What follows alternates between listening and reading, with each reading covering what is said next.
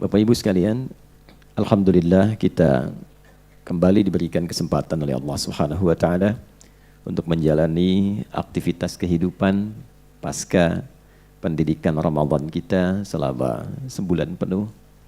Kita sangat bersyukur dipilih, dianugerahi oleh Allah kesempatan untuk mendapati Ramadan di tahun ini. Semoga apa yang telah kita jalani selama sebulan Ramadan itu diterima oleh Allah Subhanahu wa taala dengan penerimaan terbaik dan tentunya mencapai target yang diinginkan oleh Al-Qur'an, merubah pribadi kita menjadi lebih baik, lebih bertakwa. Dan itu tidak cukup diungkapkan dengan amin. Itu butuh pembuktian. Takwa itu implementasinya sikap, perilaku, bukan amin. Jadi ujung kepala sampai dengan ujung kaki. Karena di dalam Al-Quran sifat takwa itu sifatnya menyeluruh. Holistik, komprehensif. Jadi ada takwa yang membimbing pikiran kita. Ada takwa yang membimbing pandangan. Ada takwa yang membimbing pendengaran. Ada takwa yang membimbing lisan. Sampai dengan jalan. Takwa itu seringkali diawali dalam Al-Quran dengan paduan antara iman dan amal soleh. Jadi kalau kita bikin rumus A sama dengan B sama dengan C, berarti kan persamaannya A sama dengan C, B sama dengan C, B sama dengan A. Gitu kan ya? Terbayang tidak? Halo? Kalau kita bikin rumus A sama dengan apa? B sama dengan C, ya.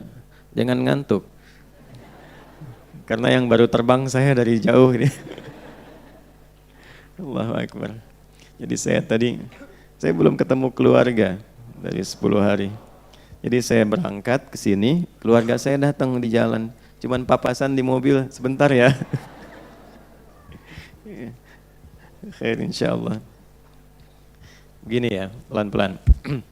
A, ini kelihatan Bu? Alhamdulillah sehat-sehatnya. A sama dengan B sama dengan apa? C. Berarti A sama dengan B sama dengan C, persamaannya B sama dengan C kan? A juga sama dengan C kan? Nah, sekarang kita praktekkan ini ke rumus Al-Quran. Nah, di Quran tuh begini. Kalau ini kita tuliskan iman, ya. Ini spidolnya lelah beramal saat Ramadan. Iman sama dengan amal soleh, sama dengan takwa. Nah ini sudah rumus. Iman sama dengan amal soleh, sama dengan apa? Takwa. Dan ketiganya terikat, saling mengikat bersamaan.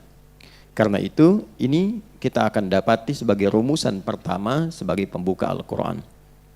Di Al-Baqarah misalnya, di ayat yang kedua, kan? Sampai dengan kelima, kita dapati Dzalikal kitabu la raiba fihi hudal lil muttaqin. C-nya masuk tuh, orang-orang takwa.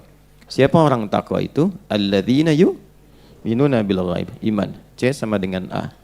Tapi nggak akan mungkin sempurna. Kalau takwa ada iman saja nggak mungkin itu. Harus ada apanya? Wa yuqimunas shalah wa mimma razaqnahum yunfiqun. Itu urutannya.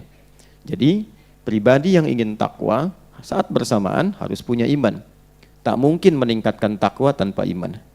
Jadi kalau ada orang beriman mengajak, mari kita meningkatkan takwa, itu berita bagus. Tandanya akan beriman, ya. Kemudian iman saja tidak mungkin menyulam takwa tanpa adanya amal soleh. Jadi kalau ingin jadi takwa itu mesti punya amal soleh, mesti punya iman. Karena itulah konsep puasa ketika ditampilkan oleh Al-Quran berupa perintah, itu langsung menyatukan ketiganya. Disatukan dalam satu pendidikan dan dibuka dengan perintah yang menyatukan tiga unsur ini. Jadi pasca puasa kita harus menemukan ketiganya ini terpatri dalam jiwa kita, terimplementasikan dalam perilaku kehidupan kita. Saat ayat puasa diturunkan di bulan Sya'ban di tahun kedua Hijrah, Allah berfirman, Ya ayyuhalladzina amanu. Imannya dulu. Kutiba alaikumus siyam, amal soleh. Puasa kan amal soleh kan? Kama kutiba alal ladzina min qablikum la'allakum tattaqun. Jadi seseorang dikatakan berhasil melewati pendidikan Ramadan bila ada ikatan ketiga bagian ini yang menyulam pakaian yang ia kenakan pasca puasa. Itu yang disebut dengan pakaian takwa. Walibasut taqwa dzalika khair. Demikian di surat Al-A'raf disampaikan. Nah, kalau kita ingin mengecek berhasil atau tidak menjadi pribadi yang bertakwa, tinggal cek ini dua nih. Ada iman dan amal solehnya enggak? Nah, amal itu menjadi soleh jika dibimbing oleh iman. Kalau tidak ada iman, maka amalnya tidak disifati dengan soleh. Amal saja. Jadi dia nggak punya nilai di sisi Allah, netral saja menjadi amal. Walaupun pekerjaan yang dilakukan menurut manusia disebut baik. Amal itu pekerjaan, aktivitas. Ya, menatap, memandang aktivitas, mendengar aktivitas, memberi, membantu aktivitas. Ada orang sering berdonasi, bantu perbaiki jalan misalnya kan, diperbaiki supaya tidak banyak dicek ya, kemudian diperbaiki, dibagusin gitu kan, orang nyaman lewat. Kenapa tertawa? Habis puasa loh. Kita saling mendukung dalam kebaikan. Jadi dia bantu sampai jadi bagus lagi, orang senang lewat, alhamdulillah kita bersyukur kan. Tapi ketika dia membantu misalnya tanpa iman, dia bantu saja supaya orang bisa lewat, bisa bagus. Baik tidak perbuatannya? Baik. Soleh tidak? Belum tentu. Ketika tidak dilakukan dengan iman, dia menjadi perbuatan saja, tidak bernilai soleh. Soleh itu ketika perbuatan dimaksud didorong oleh imannya. Karena itu ketika Sayyidah Aisyah radhiyallahu taala anha berkonsultasi kepada suami beliau tercinta Rasulullah sallallahu alaihi wasallam bahwa ada si fulan itu baik sekali, sering donasi, sering bantu, tapi belum beriman. Bagaimana status kebaikannya di sisi Allah? Maka turunlah Quran surah ke-25 Al-Furqan ayat 23. Ya, inilah keadilan Allah yang sangat luar biasa. Allah berfirman secara langsung. A'udzubillahi minasyaitonirrajim. Bismillahirrahmanirrahim. Wa qadimna ila ma 'amilu min 'amalin faja'alnahu haba'an manthura. Solehnya enggak ada. Silakan cari di situ, enggak ada kalimat solehnya. Ya, wa qadimna ila ma 'amilu min 'amal. Jika ada seorang hamba pun berbuat perbuatan yang baik selama dia hidup di dunia, tapi bukan karena imannya, yaitu netral saja, karena dorongan kehidupan duniawinya. Dia bantu, dia donasi, dia tolong orang, tapi bukan karena dorongan imannya. Dengan keadilan Allah, Allah menyampaikan, maka aku akan segera balas perbuatan baiknya itu selama dia di dunia. Ya, adil tidak? Adil, karena dia berbuat di dunia, dibalasnya di dunia. Kan iman itu pembuka kunci akhirat. Kita itu beriman karena yakin dengan akhirat. Kalau tidak yakin, ya untuk apa kita menunaikan sholat? Untuk apa kita puasa? Kan kita berharap di situ ada kumpulan kebaikan yang akumulasinya berupa pahala, dibawa bekal pulang kan? Nah, itulah kuncinya iman ada di situ. Itu perbedaannya berbuat untuk dunia dan menyiapkan bekal untuk akhirat. Tapi keadilan Allah menjadikan sekalipun seseorang berbuat baik tapi tidak didorong oleh imannya, maka tetap dibalas dengan hukum dunianya. Jelas? Maka dibalas, dia mendapatkan apresiasi, dia mendapatkan perhatian dari orang banyak, mungkin bertambah kemudian ya hal-hal yang mendorong dia sukses dalam pekerjaan dunianya, gitu. Ya, faja'alnahu haba'an manthura. Namun di akhirat Allah juga harus adil. Masa orang berbuat di dunia mendapatkan balasan akhirat? Itu menunjukkan tak adil. Ya, kalau orang berbuat untuk akhirat, dibalas di akhirat. Orang berbuat untuk di dunia, dibalas di dunia. Kalau orang berbuat dunia, dibalas di akhirat, rasanya tidak adil kan? Jelas ya? Balasan yang dimaksud, balasan kebaikan-kebaikan yang sifatnya sesuai dengan hukum yang telah ditetapkan. Nah, karena itu, pembuktiannya bagaimana? Sebelum kita memulai. Ini masih muqaddimah, kita belum mulai ya. Pembuktiannya pasca puasa, tadi saya katakan tidak cukup dengan amin, dengan iman. Ya kan? Tidak cukup dengan apa? Amin. Dimulai dengan apa? Iman. Nah, menjadi takwa, iman itu akan membimbing setiap amal yang ada dalam perilaku tubuh kita menjadi soleh. Pernah saya sampaikan begini, ini dimulai dari atas yang cepat, mata misalnya kan. Mata itu fungsinya apa? Melihat kan? Nah, itu baru amal. Karena ketika melihat netral. Kapan mata itu bisa beramal jadi soleh? Ketika mata dibimbing oleh iman. Karena itu ketika seseorang memiliki iman dan dilatih saat puasa supaya imannya itu terus menguat, maka secara otomatis iman itu akan membimbing pandangan dan memberikan kepada pandangan itu, kepada mata itu batas-batas yang harus dipandang dengan kriteria soleh. Makanya semakin meningkat imannya, semakin dia tahu mana yang harus dipandang. Dan itu bisa dirasakan oleh pemilik imannya sendiri. Tapi itu menjadi hukum yang umum sifatnya. Setiap yang punya iman pasti punya rasa itu. Contoh misalnya, Quran surah Cahaya sama dengan nama masjidnya An-Nur. Kan? Surah ke-24 ayat 30 untuk laki-laki, ayat 31 untuk perempuan. Sama standar, sama antara laki-laki dan perempuan. Allah tidak bedakan. Nanti ada yang dibedakan dalam praktek sesuai keadilan.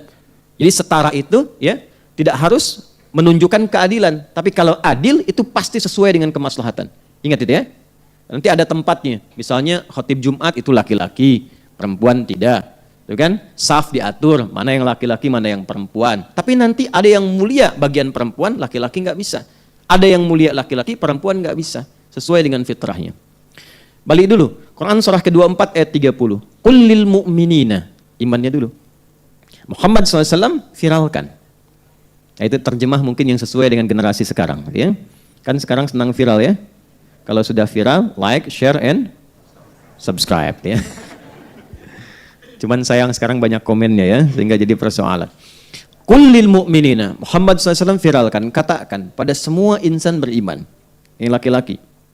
Yaghuddu min absarihim. Perhatikan baik-baik. Jaga pandangan dia. Jaga pandangannya. Jadi orang kalau sudah memiliki iman, itu pandangan pasti terjaga. Bukan nggak boleh lihat. Silahkan dilihat. Tapi ketika apa yang dilihat bermasalah menurut imannya, dia pasti akan palingkan. Gitu. Contoh, ada yang terkait dengan aurat. Aurat itu sesuatu yang terbuka, yang bila terlihat nggak enak dilihat. Makanya ditutup. Aurat itu bukan tertutup. Aurat itu yang terbuka, yang tak layak untuk dilihat. Makanya ketika kelihatan, tidak nyaman untuk dilihat. Nah, iman itu punya standar. Jadi begitu melihat sesuatu yang tak baik menurut iman, itu otomatis semakin tinggi imannya, semakin dia cepat memalingkan. Dan itu standar iman dimanapun. Mau Anda di tanah kusir, di tanah suci, mau di Chicago, Chicago, Singaparna, di Singapura, mau di Eropa, mau di Arab, itu semua sama. Itulah indahnya Islam. Standarnya semua sama. Begitu terlihat misalnya, ya, saya tidak mengatakan melihat ya. Begitu terlihat, ingat ya. Kalau melihat ada unsur kesengajaan, ya. Begitu terlihat, dia akan langsung palingkan. Bagi yang tidak punya iman, dia merasa biasa saja. Dan itu nggak ada rasa di hatinya.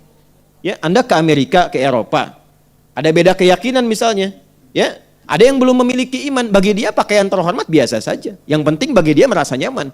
Mungkin aurat terbuka dan sebagainya. Standarnya memang standar kehidupan budaya. Tapi bagi orang punya iman tidak. Ada sesuatu yang tak boleh dilihat. Itu aurat yang tak layak tampak. Ada lagi apa misalnya? Ya praktek-praktek kehidupan. Ada proyek yang bukan dia nggak mau lihat. Ada sendal yang bukan punya dia ketika keluar dari masjid. Ya kan? Ya, dia bisa bedakan dengan pandangannya mana punya dia, mana punya orang. Jelas ya? Jadi jangankan salah pakai, salah lihat pun tidak. Kalau nyari wajar, tapi nggak akan tersimpulkan. Kayaknya punya saya deh yang ini kan. Pertama kan salah lihat ya. Ibu juga sama ayat 31-nya. Wa qul lil mu'minati yaghdudna min absarihinna. Itu hal pertama yang paling pokok. Nanti turun dari mata turun ke mulut dulu, masa langsung ke hati. Ya, ke lisan dulu. Ini banyak persoalan nih. Dari mata turun ke lisan, langsung ke hati aja. Ya, turun ke lisan, pindah ayat Quran surah 49 misalnya, ayat 11 sampai 12. Ya ayyuhalladzina amanu la yasraqu minkum. Hei orang-orang yang beriman, gunakan lisanmu pada yang baik-baik untuk bertutur. Jangan saling mencela. La yaghtab ba'dukum ba'dha. Jangan bikin hoax. Jangan berselisih. Jangan saling merendahkan. Tuh. Coba dicek, selama puasa kita latihan kan ya? Ya, supaya menjaga lisan, pasca puasa berubah enggak itu? Sampai ke ujung kaki. Jadi kalau baru selesai puasa sudah ribut, sudah berselisih, sudah rame, sudah mencela, itu pasti ada problem dalam pendidikan puasanya. Jelas? Nah, saya singkat saja sampai di sini sebagai pembukanya. Yang ingin saya maksudkan begini, kita itu kurang lebih melewati 2 pekan dari bulan Ramadan di Syawal saat ini.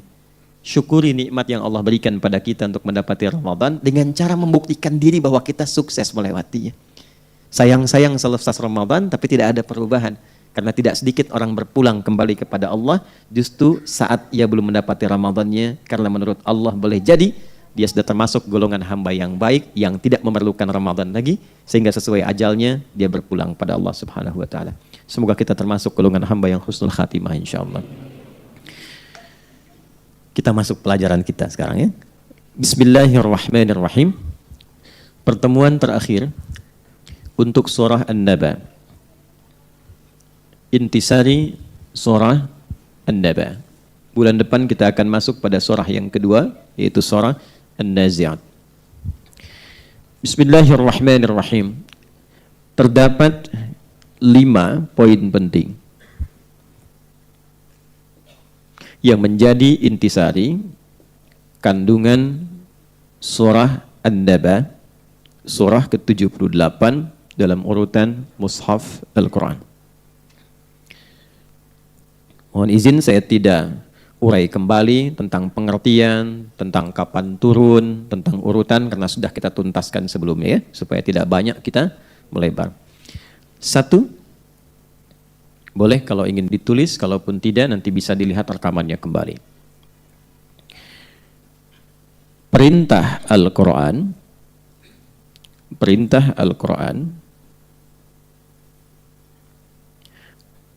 untuk meyakini kebenaran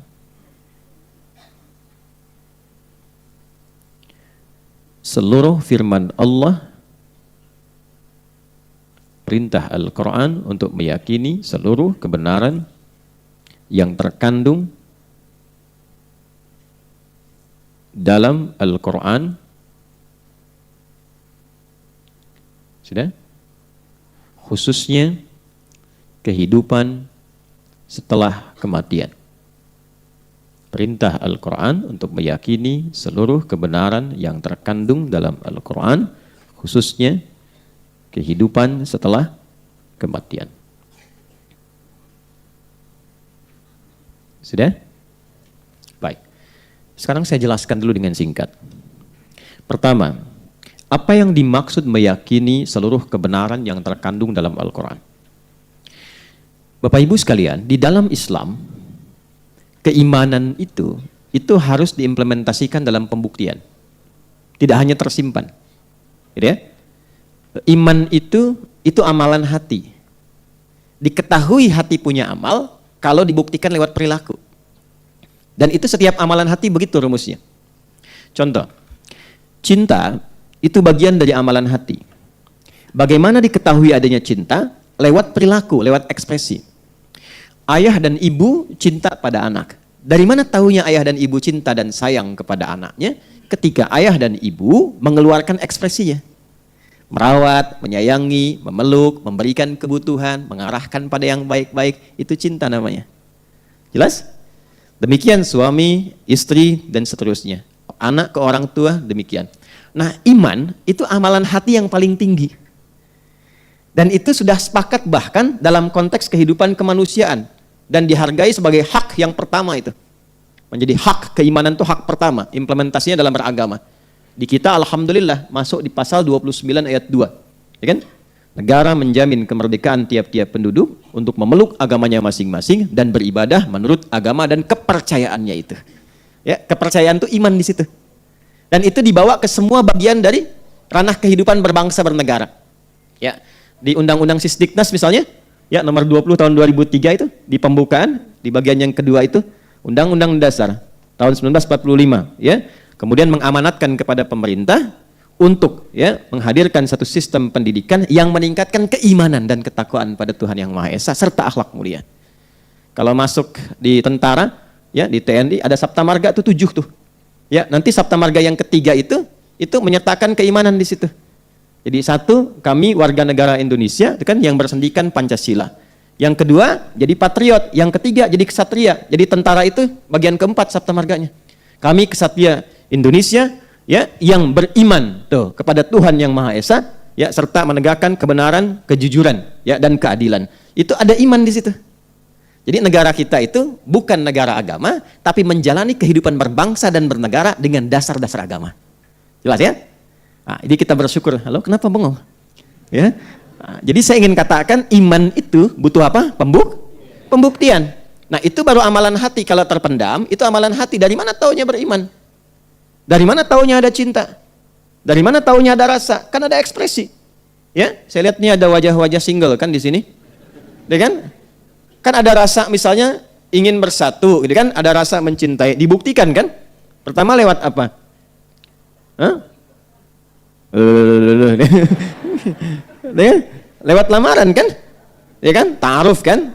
Tak kenal maka ta'aruf, tak sayang. Ta'aruf, kenal itu tidak harus selalu sayang, ya. Ibu kenal dengan suami tetangga, kan tidak harus sayang.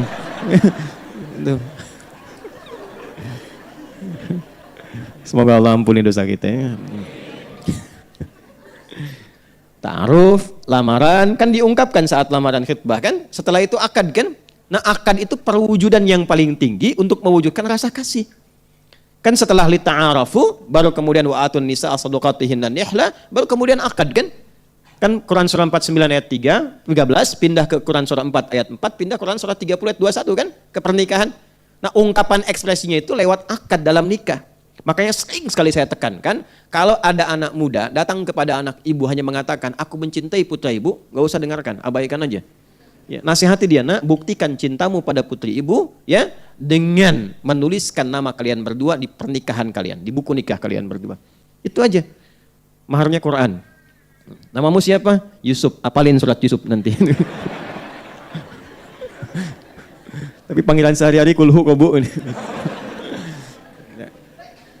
Nah, iman begitu. Seseorang dikatakan beriman, yakin, ya, meyakini kebenaran yang ada dalam Al-Quran. Kembali ke surah An-Naba. Kapan dikatakan dia beriman? Bukan sekedar cuma yakin, saya yakin Quran benar. Ya, semua orang Islam standarnya akan mengatakan Quran benar. Tapi bagaimana seorang muslim dikatakan benar-benar beriman? Karena di Quran itu ada muslim, ada mukmin, berbeda.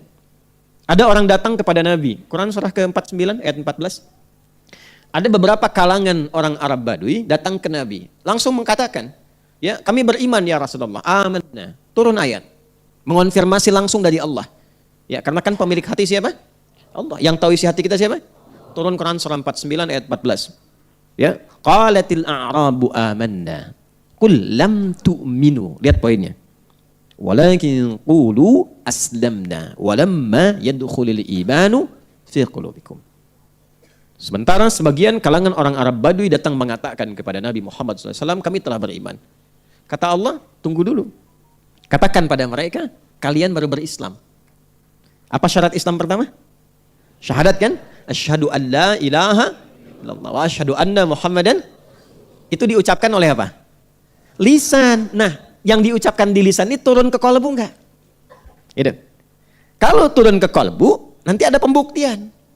Makanya nanti Allah turunkan perintah-perintah dan larangan-larangan untuk membuktikan sudah ada iman atau belum. Untuk diekspresikan lewat bagian tubuh kita. Nah itu pembuktiannya lewat amal.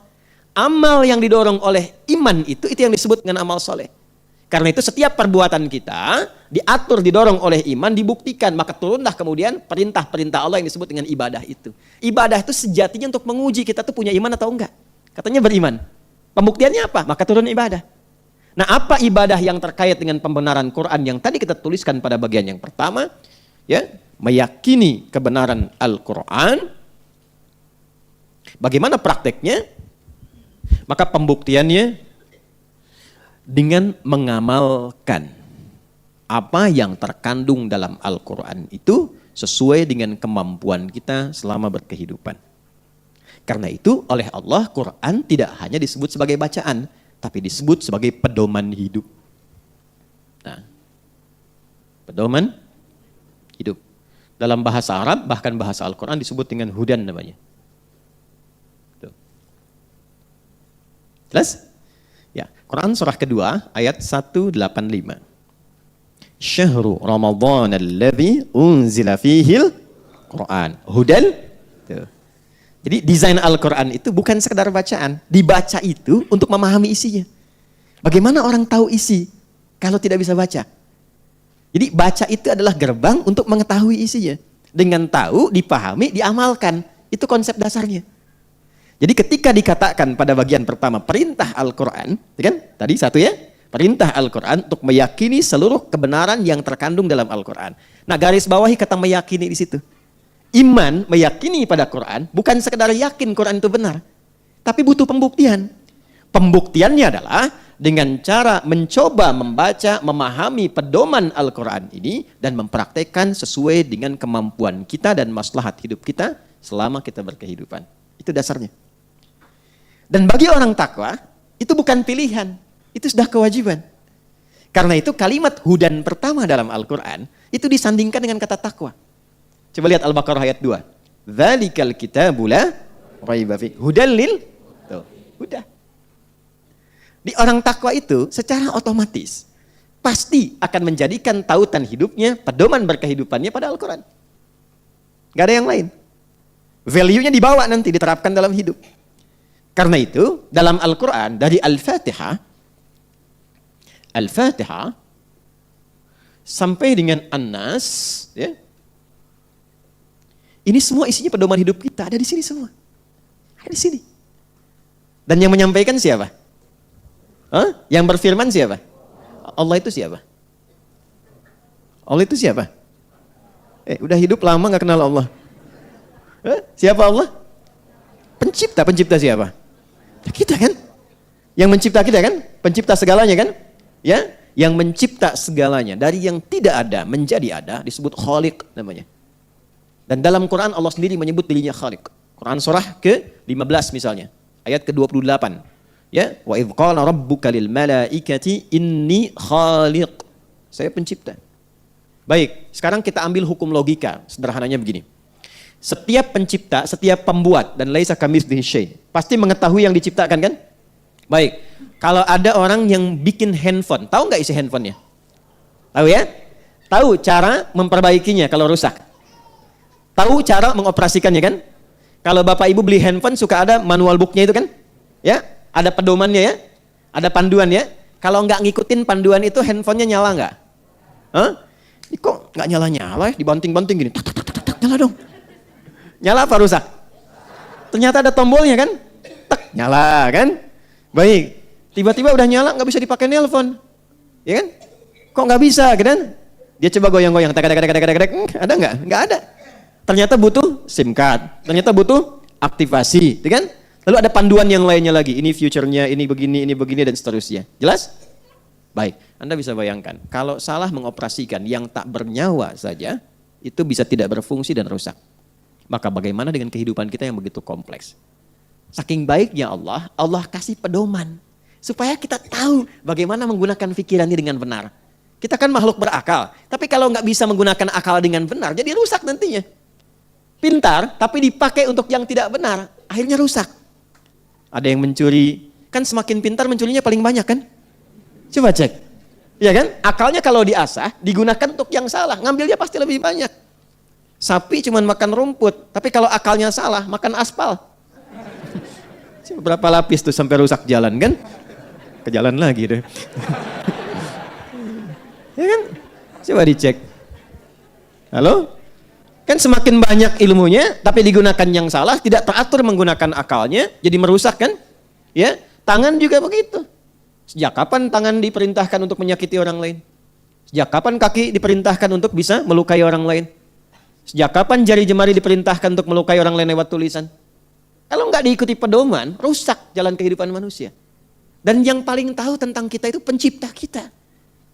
Ini manusia sekarang aneh-aneh itu. Pedoman dari penciptanya nggak dibaca, ya, tapi berusaha berkreasi sendiri untuk menjalani hidup yang dia pun nggak tahu apa yang mau dilalui ke depan. Halo? Gitu kan ya? Nah, indahnya di Al-Quran, dari sebelum lahir sampai dengan kita kembali, itu kalau kita baca ditemukan semua. Dan jadi tema kehidupan, dibikin tema. Imam Al-Bukhari itu sampai bikin 97 tema. Disusun dengan penjelasannya. Ini ayatnya, ini hadisnya. Ini ayatnya, ini hadisnya. 97 tema. Beliau beli nama Al-Jami', kumpulan keterangan yang komprehensif. As-Sahih, yang paling valid, dicari datanya sampai tersambung ke Nabi. Kemudian Al-Mukhtasar, kan? Yang paling ringkas penjelasannya. Al-Musnad Al-Mukhtasar, min umuri Rasulillah sallallahu alaihi wasallam wa sunanihi wa ayyabihi. Dari semua penjelasan Nabi yang bisa beliau jangkau dan kesehariannya. Dibikin topik 97. Setiap topiknya ayat dulu, setelah itu hadis. Ayat dulu, hadis. Setiap topik ada subtopiknya. Contoh teman-teman misalnya sekarang pengen meningkatkan iman. Bagaimana caranya iman naik dan dijaga supaya nggak turun. Kan sering pertanyaan itu muncul ya. Lihat topik kedua, di situ ada 57 hadis. Bagaimana cara menjaga iman, bagaimana di situasi seperti ini, bagaimana kalau ada situasi sedang turun naikinya seperti apa, kalau sedang di atas menjaga supaya nggak turun bagaimana, 57. Sekarang Anda sedang belajar bagaimana supaya cepat menangkap ilmunya, supaya tidak cepat lupa, bagaimana mengatur waktu belajar, kapan waktu yang tepat untuk belajar, ada topik ketiga namanya Kitabul Ilmi. Ya, ada semua, tinggal diturunkan. Nah bagi kita yang belum tahu isi Quran sepenuhnya untuk menjadi pedoman, ya baca yang telah jadi itu. Keluarkan satu-satu. Antum pebisnis misalnya, keluarkan Kitabul Buyu', tuntunan untuk berbisnis, berdagang. Apa turunannya? Anda yang di dunia kesehatan, ada Kitabul Marid. Ya? Ada lagi yang di pemerintahan, ada Kitabul Imarah di Sahih Muslim misalnya. Turunkan satu-satu. Ibu yang di rumah tangga, itu Bu, sampai waktu ngajinya, kapan hari apa Nabi mengajar untuk ibu-ibu, ada jadwalnya. Ya, ibu sudah berapa lama jadi ibu? Pernah nggak mengeluarkan tuntunan ayat-ayat khusus untuk seorang ibu? Nggak usah tinggi bahas-bahasnya. Kenapa bahas yang tinggi-tinggi? Kapan terjadi kiamat? Dajjal itu bagaimana? Udah bahas aja tentang ibu, fikih perempuan, keluarkan selama menjadi ibu. Jadi istri, jadi ibu, jadi anak. Apa tanggung jawabnya? Apa kewajibannya? Apa yang didapatkan setelah itu dilakukan? Kenali. Dan itu semuanya luar biasa. Dari mulai sebelum lahir sampai kita wafat, sampai setelah wafat bagaimana? Coba di Quran adanya. Karena Sang Pencipta. Dan silahkan Anda compare, silahkan bandingkan dengan bacaan manapun. Tidak akan pernah ada yang seperti Quran. Mengatur kehidupan, menjelaskan dari awal sampai akhir. Ini saya baca cepat ya, tapi Anda nggak harus tulis. Misal, sejak dalam kandungan, berproses kandungan itu dijelaskan, proses gambaran umumnya Quran surah ke-22 ayat ke-5. Kemudian ketika tahapannya mencapai tahap-tahap akan melahirkan, di kandungan mulai besar, ada amalan mulai dari doanya, bagaimana anak ini bisa terlahir dalam keadaan yang baik dan soleh. Quran surah ke-7 ayat 189. Ketika dilahirkan, apa kewajiban seorang ibu yang baru mendapatkan anak itu, bagaimana tugas ayah yang mendampingi ibu yang baru melahirkan itu. Turun Quran surah kedua ayat 233. Dari pengaturan ASI, berapa lama durasi ASI-nya, sampai tugas ayah yang memberikan ketenangan pada istri yang baru melahirkan plus anaknya. Lalu anak itu mulai tumbuh setelah 2 tahun kurang lebih diberikan ASI, dia mulai tumbuh berkembang. Pendidikan pertama apa yang harus diberikan kepadanya, sehingga dia berpotensi menjadi anak yang soleh, dekat dengan Allah, berbakti pada kedua orang tua. Turun Quran surah ke-31 misalnya Luqman di ayat 13 sampai dengan ayat 19. Lalu dia mulai tumbuh belajar. Ya, tumbuh belajar, mulai ingin mendekati majlis-majlis dan seterusnya. Bagaimana dia menjaga pelajarannya supaya imannya meningkat, ilmunya juga kuat. Bukan cuma pintar tapi tak beriman. Maka turun Quran surah ke-58 misalnya di ayat yang ke-11. Al-Mujadalah ayat 11. Setelah itu dia tumbuh lagi, dia berkelana. Ya, dia berinteraksi dengan banyak orang. Bagaimana interaksi itu tetap menjaga ketakwaannya sekalipun dia kenal banyak orang di setiap tempat dan belum tentu tempat itu menunjukkan tempat yang bagus untuk meningkatkan imannya. Maka turun Quran surah ke-49 ayat 13. Ketika dia mulai tumbuh dewasa, mulai bergaul, dia mungkin menemukan sosok-sosok tertentu yang ingin menjadi bagian dari hidupnya. Maka pastikan apa yang ingin dia temui itu benar. Ya, Quran surah ke-49 ayat 13, langsung dilanjutkan ke Quran surah 4 ayat yang keempat, terjadi pernikahan, turun Quran surah ke-30 ayat 21, lalu sebelum menikah diminta belajar dulu. Ini yang indah. Kamu kenali dulu, kamu akan jadi suami, kamu akan jadi istri. Ini tanggung jawabnya. Dan kemungkinan-kemungkinan yang terjadi di rumah tangga ini, dari miskomunikasi, dari mulai salah paham, dari mulai keinginan untuk melakukan sesuatu, persoalan dengan mertua dan sebagainya, muncul Quran surah ke-4 An-Nisa ayat 34 sampai dengan ayat 35. Setelah itu diarahkan tugas pokok untuk seorang suami mencari nafkah. Bagaimana cara mencari nafkahnya? Turun Quran surah kedua ayat 168 yang standar. Kalau pengen cepat Quran surah kedua ayat 172. Kalau pengen lebih cepat lagi sebelum berangkat Allah sudah siapkan, turun Quran surah ke-7 di ayat yang ke-96. Tapi Allah ingatkan, bukan berarti bekerja tanpa tantangan. Kadang-kadang persaingan ketika meningkat itu bisa mencelakakan. Ada yang ingin menyingkirkan, menyungkurkan yang jahil, maka nanti ada amalan-amalan yang ketika dilakukan, posisi Anda diangkat oleh Allah menjadi terbaik dan dilindungi dari siapapun yang akan menjahili Anda. Turun Quran surah ke-17 misalnya, di ayat 79 sampai dengan ke ayat 81. Saat suami mulai bekerja, beraktivitas dan seterusnya, istri di rumah pun bukan tanpa tantangan. ketika ada anak dan sebagainya, maka ada pendidikan yang harus diawalkan sehingga anak itu berpotensi dekat dengan ibu dan dalam keadaan yang baik. Turun Quran surah ke-17 ayat 23 sampai dengan 27-nya. Berjalan terus rumah tangga usia 40 tahun. Ya, jangan lupakan barangkali Anda sukses dan seterusnya bukan karena capaian Anda saja. Di situ mungkin ada sahamnya orang tua, ada tangisan ibu ketika tahajud, ada peluh ayah dan sebagainya. Maka diturunkan ketika usia sampai 40 tahun, kesuksesan pertama dibimbing oleh Allah. Ini doanya jaga sampai dengan wafat. Ini doanya, ini bakti pada orang tuanya dan ini merubah dia menjadi lebih baik. Quran surah ke-46 di ayat yang ke-15. Ketika Anda sukses dari segi harta, ini untuk menjaga harta Anda supaya berkah, supaya suci dan supaya terus meningkat dan bisa manage dengan baik, maka diturunkan ayat zakat. Dari mulai Quran surah ke-9 ayat 103 dikeluarkan pada 8 golongan, Quran surah 9 ayat ke-60.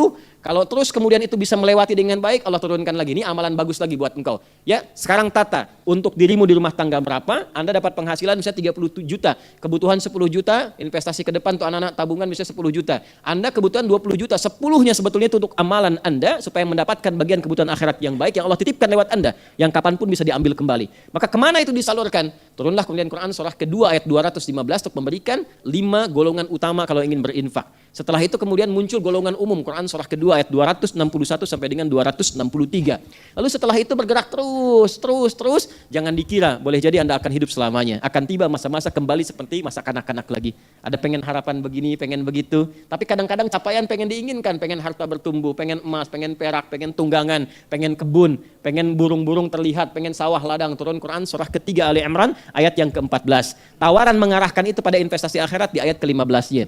Kemudian setelah itu teman-teman sekalian, Allah ingatkan kamu akan kembali seperti perbuatan anak-anak lagi. Quran surah ke-22 kembali ke ayat yang ke-5. Setelah itu selesai, datanglah kemudian fase-fase kematian. Maka mulai diingatkan sebelum dia meninggal disebut dengan mayyit, seseorang yang akan pulang. Turun Quran surah 39 di ayat yang ke-30. Bagaimana menyiapkan kemudian persiapan menjelang kematian? Maka diharapkan pulang itu jadi husnul khatimah, panggilannya tenang. Turun Quran surah ke-89 ayat 27 sampai dengan ayat ke-30.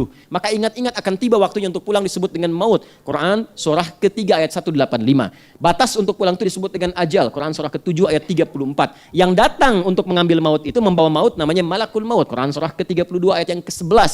Ya, lalu setelah itu kembali kita kemana? Kembali ke kubur. Maka saat di kubur apa yang kita dapatkan? Ada fikih kuburan. Jangan dikira fikih dunia saja, fikih kubur kita ada.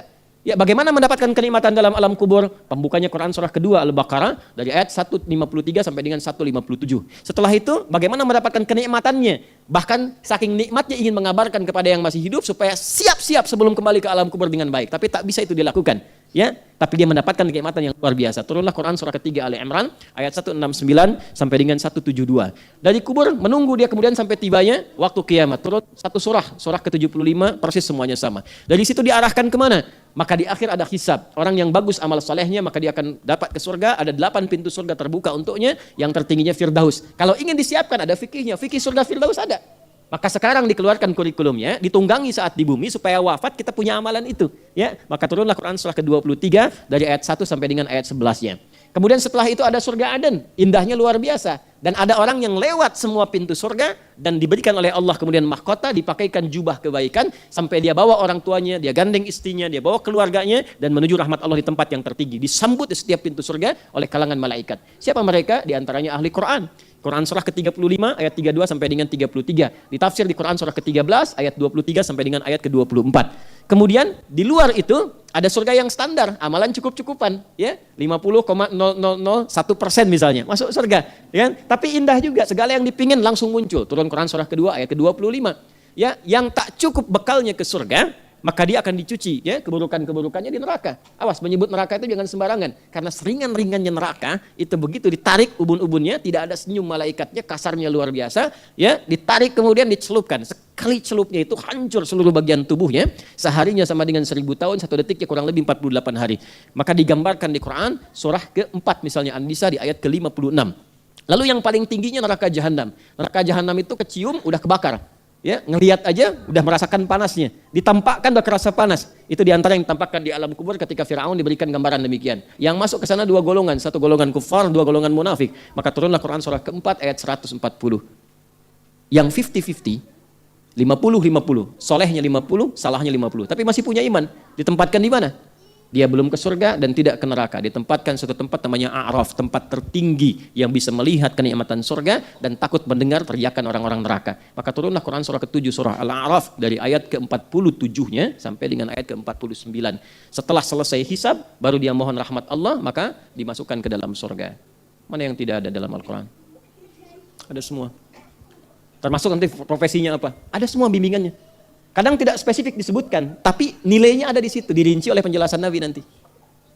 Semua ada. Nah, tugas kita sekarang itu turunkan apa yang terkait dengan aktivitas kita. Nanti ada yang pokok, ada yang umum. Yang pokok yang mengikat semua muslim. Contoh, bimbingan pembuktian iman. Beriman tidak? Iman kan? Buktinya apa? Nanti dibuat oleh Allah yang standar. Supaya tahu dengan standar ini, oh dia beriman. Jadi kita bisa mengerti dan standarnya sama.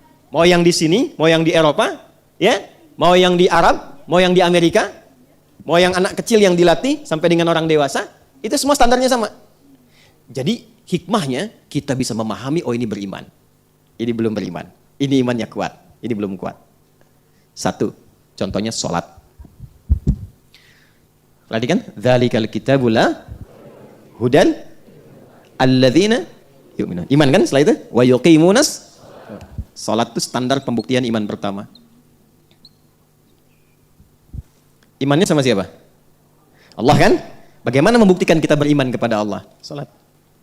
Dari mana tahu ayatnya? Quran surah ke-20 ayat 14. Innani anallah. Saya Allah, kata Allah. La ilaha illa ana. Enggak ada Tuhan yang layak dipertuhankan kecuali saya. Fa'budni. Buktikan engkau bertuhan kepada saya dengan menyembah saya. Gimana caranya? Wa aqimis sholata dzikri. Ini. Subuh berapa rakaat? 2 rakaat. Maghrib? Maghrib berapa? 3. Isya? 4. Duhur? 4. Bagus. Baik ya. Nah, coba ngadep sini. Ngadep sini. Nah, coba ngadep sini. Duduk. Nah, lipat kakinya. Lipat. Ngadep sini ke depan. Ngadep sini. Sudah? Ini berapa? Ini? Ini? Bagus. Nah, lihat sini ya. Baik, perhatikan. Salat. Satu-satunya di Quran yang disebut dengan nama iman. Quran surah kedua ayat 143. Lihat sebelum ujung. Wa ma kana Allahu liyudhi'a imanakum. Dan Allah nggak akan pernah menyia-nyiakan orang yang menunaikan sholat dengan imannya. Tapi sholat di situ nggak disebutkan katanya sholat, tapi dengan iman. Kenapa sholat disebut dengan iman? Karena sholat adalah pembuktian dasar pokok bahwa seseorang beriman. Makanya kalau ada orang nggak sholat, ini bermasalah imannya pasti. Karena Nabi menegaskan perbedaan antara orang beriman dengan orang yang belum beriman itu pada sholatnya. Jelas? Baik, itu bagian pertama. Satu. Jadi saya ingin katakan bahwa standar keimanan itu dibuat sama oleh Allah. Jadi sedunia itu dibikin sama. Dan itu cuma ada di Islam. Dan semua caranya sama. Coba lihat. Kalau di Arab sholatnya pakai bahasa apa? Arab. Di Tanah Kusir pakai bahasa apa? Di Padang bahasa apa? Di Bali? Di Indonesia? Arab. Coba lihat. Di Eropa? Di Afrika? Cuma di Islam. Silakan dicek. Kenapa? Karena yang bikin bukan manusia. Kalau yang bikin manusia, manusia punya keterbatasan. Di Indonesia pakai bahasa Indonesia, begitu ke Arab pakai bahasa Arab. Di Indonesia pun mungkin, di sini pakai bahasa Betawi, ke Padang mungkin pakai bahasa Padang ibadahnya. Ya, boleh jadi demikian. Karena kenapa? Ini ciri khas manusia, karena manusia terbatas. Manusia terbatas. Matanya terbatas memandang, telinganya mendengar terbatas, akalnya pun terbatas. Karena terbatas, maka tidak akan pernah memiliki kesamaan di semua aspek yang bisa dijangkau. Jadi kalau Anda menemukan pola ibadah yang berbeda pelaksanaannya, misal, atau bahasanya dalam setiap tempat dan keadaan, ini menunjukkan karya manusia. Tapi kalau semua sama, itu pasti bukan manusia yang bikin. Kok bisa demikian? Dari mana Nabi yang nggak pernah sekolah, yang nggak ada guru kan, yang mengajarkan, tiba-tiba bisa menyampaikan satu ajaran yang terstruktur, terukur, dan tinggi sekali akurasinya. Dan semuanya sama, nggak ada yang beda. Dan hebatnya, itu bisa mudah loh Bu. Kok bisa orang Indonesia, bukan orang Arab, bisa melafadzkan dengan sangat fasih. Dan lancar. Coba Bapak Ibu nih, gambarkan. Bacaan sholat kan semuanya bahasa Arab kan? Dari mulai takbir kan? Kok bisa lancar loh? Padahal bukan orang Arab. Halo? Ya kan? Dari Allahu Akbar, doa iftitah, Al-Fatihah, baca surat, suratnya bahkan panjang-panjang. Ada yang satu rakaatnya itu sampai dengan Al-Baqarah tuntas. Ada. Ya. Ada yang saat sholat kelihatan ikhlas gitu kan? Bacanya kulhu. Ada yang begitu. Orang-orang kul-kul kan ada yang kelihatan demikian. Mainnya kulhu Allah, kul a'udzu birabbil falaq, kul a'udzu birabbin nas gitu. Ada yang demikian. Ya, tapi kan semua sama ya, bahasa Arab. Ya kan? Pakai translator enggak ada penerjemah enggak sampingnya? Enggak ada. Dari ruku sampai sujud sampai dengan selesai. Coba bisa kita gambarkan ya. Ini bagian yang pertama. Jadi saya ingin katakan bahwa ada amalan-amalan pokok yang dibuat oleh Allah menjadi standar iman. Dan itu standar kebertuhanan kita kepada Allah. Semua sama. Dan pokoknya ada berapa? Pokoknya 5. Ya, untuk menunjukkan dia seorang muslim. Pembuktian imannya 6. Maka disebut dengan pilar-pilar iman, pilar-pilar Islam. Dalam bahasa Arab disebut dengan rukun iman, rukun Islam. Itu yang pokok. Salat, setelah beriman. Jadi yang pertama iman dulu, syahadat. Ini rumusnya begini. Pelan-pelan ya. Ini konsepsi imannya. Pembuktiannya 1 salat. Selanjutnya ada zakat. Selanjutnya ada puasa. Terakhir ada apa? Haji plus umrah. Jelas? Ini yang standar yang kita usahakan selama hidup. Ketika punya uang, bagaimana menunjukkan bahwa Anda seorang hartawan yang beriman? Mesti ada perannya di situ, karena dihisab kan? Mesti ada perannya. Antara yang beriman dengan belum beriman, beda mengelola harta. Cara kerjanya beda. Coba lihat, kalau belum ada iman, kelihatannya bebas saja. Nggak ada standar, yang penting punya harta kan? Nggak ada aturan, mau nipu juga. Ya, karena nggak ada, dalam hatinya nggak ada kontrol. Karena nggak ada iman, yang penting punya uang. Ya, jadi hati-hati kalau ada orang mengatakan dia beriman, ya, lantas pada saat yang bersamaan dia mencuri, dia korupsi, dia menipu, dipertanyakan keimanannya. Karena kalau sudah punya iman, itu pasti imannya akan bergolak. Akan ada bisikan dalam hati yang nggak dirasakan kecuali oleh orang yang punya iman. Contoh kecil-kecilan ya. Contoh, ini untuk mencoba, tidak untuk diteruskan. Keluar dari sini, kan ada alas kaki banyak ya. Coba Anda pakai yang bukan punya Anda, dicoba dulu. Jangan dipotong ya sampai sini, hati-hati. Jangan dipotong. Ini belum selesai. Saksinya banyak nih. Itu sekalipun Anda mencoba tidak untuk serius, itu pasti hati Anda akan mengatakan otomatis, itu bukan punya kamu. Pasti itu. Ya. Karena sesuatu yang salah menggunakan secara fisik, fisiknya protes. Sesuatu yang salah digunakan karena salah dalam imannya, imannya protes. Contoh yang salah fisik, misalnya fisiknya protes. Bapak keluar pakai sendal ibu-ibu. Udah lain desainnya kan? Nggak enak di kaki kan? Kaki sudah nggak enak. Tapi ketika Anda menggunakan sendal yang dipakai laki-laki pun, tapi salah pakai, iman Anda akan bergolak. Kamu kok pakai sepatu? Kesini kan pakai sendal tadi. Ya, semakin tidak ada iman, nggak ada aturan. Nggak ada aturan, yang penting dia pulang bawa sesuatu yang lebih bagus. Itu semakin tidak punya iman, kan ada yang masuk tanpa iman kan ada. Ya kan? Allahu Akbar, mundur, takbir pertama, kotak infak bawa kan? Ya kan? Begitu lihat sendal, itu bukan punya kamu. Bukan punya kamu itu tuh yang lebih bagus lagi. Ambil. Ada yang begitu.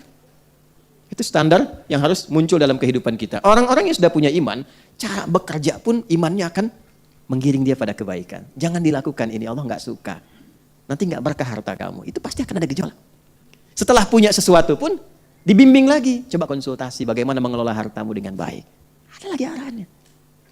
Setelah itu latihan, ada puasa, ada haji, ada umrah dan seterusnya. Ini yang pokok. Yang melatih iman kita. Setelah itu, ini yang paling penting. Pancaran dari sini akan memberikan bimbingan kepada aspek-aspek cabang yang sesuai dengan pilihan hidup kita.